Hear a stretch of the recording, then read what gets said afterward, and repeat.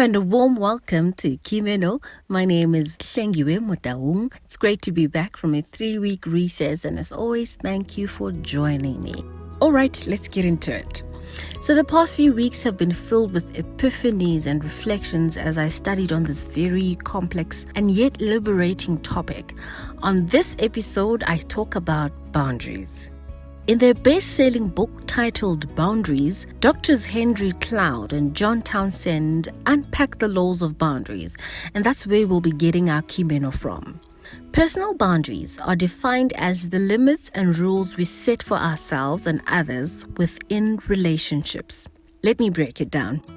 Our yards where we have our homes are surrounded by high walls, fences, and hedges. These are all boundaries. They let outsiders know where to roam and where not to roam. They have gates too, where we consciously allow people in and let them out. In this case, we mostly feel safe, in control, and at ease knowing that people will respect these boundaries. When our boundaries are broken, it makes us feel unsafe, angry, and violated, which normally comes with legal consequences towards the culprit. Likewise, in the spiritual and emotional sense, we need to put up those fences to let people know how far they can go in our lives. It needs to be clear what they can get from you and what they cannot. Let me give you a scenario. Here we have Tembi. Tembi is a loving and extremely kind middle-aged single mother. She works as a clerk at a public school and earns a salary just enough for her and her 2 children. Now, Tembi isn't really lavish as she buys her clothes from a local department store. Tembi is an active member at her church and is well known for her generous heart. Across the block is her friend Kanye, a middle-aged teacher and a single mother of 1. Kanye is a little more well-polished and her house is very well manicured.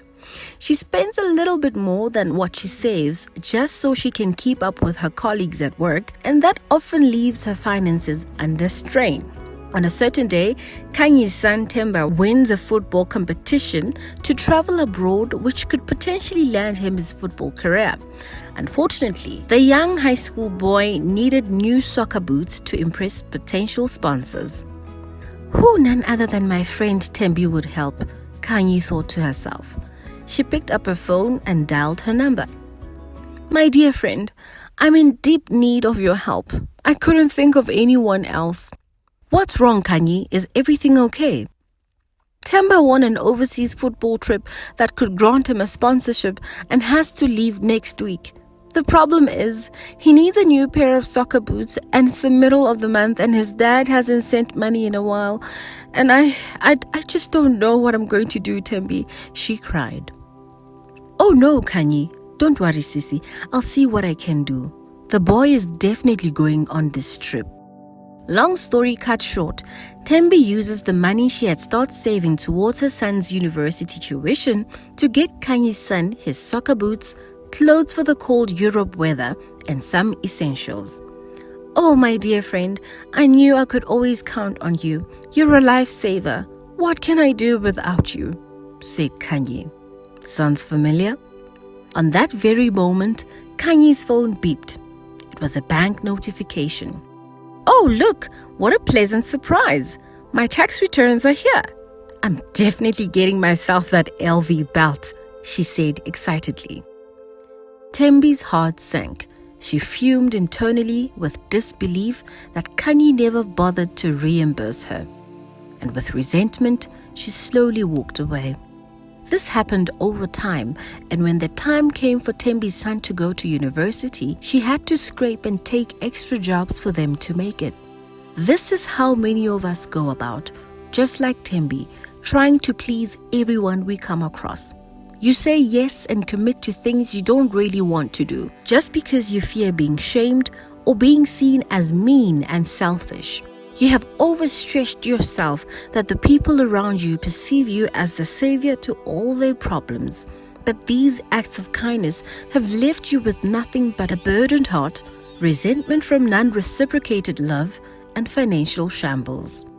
What if I told you that boundaries could save you? This is how boundaries can look like on the scenario I've just given after Kanye asks for help. "Oh no, friend, I'm so sorry that you are going through this. I'm not able to help you financially, but my older son has a pair of soccer boots he hasn't worn that much since he changed sports. Would that come in handy?" In this way, Tembi has managed to come up with a solution that does not compromise her son's university savings, and that's what boundaries are there for, to keep you secure, empowered, and in control. What could have Kanye done in this case? Either accept the second-hand shoes or baked cookies and pancakes to sell at her school. Kanye could have put her pride aside and shown some personal responsibility. This book, Boundaries, talks about knapsacks and boulders. Now, knapsacks are those backpacks carried mostly by hikers who summit mountains. Not too light and not too heavy, and everyone is generally expected to carry their own. Boulders, on the other hand, are huge, heavy rocks. They for sure cannot be carried by any single person. Help is needed to carry boulders, and that is where you can come in. Before offering a hand or overstretching, always ask yourself if this is a knapsack or a boulder. Turning people's everyday manageable problems into our burdens is not only detrimental to us, but it doesn't help our counterparts either, as it enables them to be entitled and irresponsible, knowing that you will take care of it. Yes, your boundaries may be received with shock by some, a little resentment here and there, but being certain of them and keeping them in place will ultimately cause others to adjust.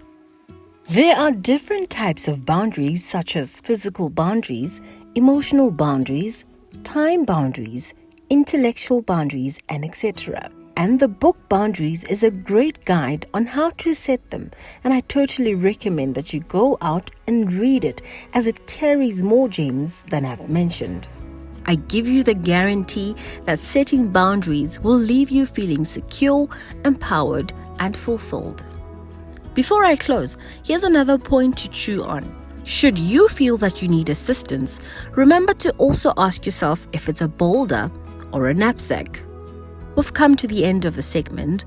I hope you've learned a thing or two, just as I have, and are bold enough to go and practice kindness with boundaries. Until next time, be good and do good.